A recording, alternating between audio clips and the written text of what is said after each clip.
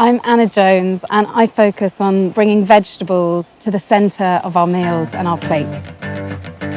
Today we're going to make a tart using this amazing squash that we got at 40 Hall Farm, one of the few places in London. You really feel like you're in nature. You have that connection with the food that you eat, and I feel like that's so important. The tart is one of those things that you take to the table and everyone feels excited about. Kitchen, take one. Let's do this. I'm just going to chop the top of the squash off and then cut it into 2 centimetre wedges. A bit of salt, black pepper, dry chilli, olive oil. This goes in the oven 40 minutes until soft and golden. This is as good a time as any to have a drink.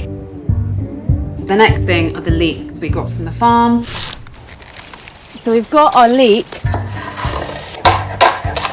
Butter and olive oil in the pan for medium heat for about 15 minutes. To that, we're going to add a little bit of sage, some black garlic. Switching to vegetables in your diet is more affordable, it's delicious, it's easy, so it feels like a no-brainer. To make the pastry, we're going to add the floured flaky sea salt, walnuts, some thyme, 175 grams of ice cold butter. You want to get your hands in the bowl. You're almost making like little petals. That's going to take a few minutes. The thing that's going to bind this together is some water, and then that goes in the fridge to chill for half an hour. Change can feel so daunting, but all of a sudden I was cooking all day, every day, and not a day since has really felt like work.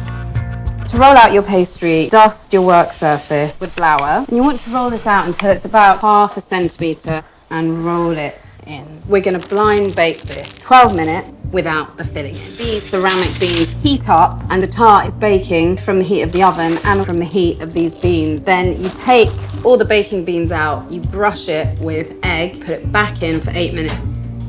This mixture is going to go into the bottom of our tart tin. Our squash, which has roasted, super delicious.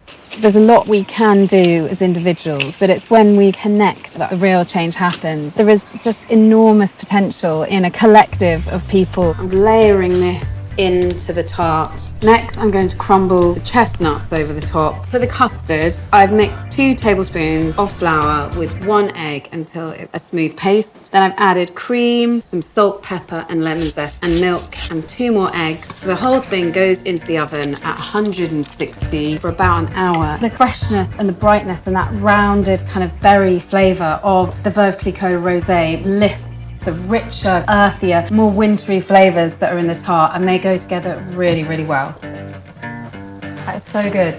That is so good.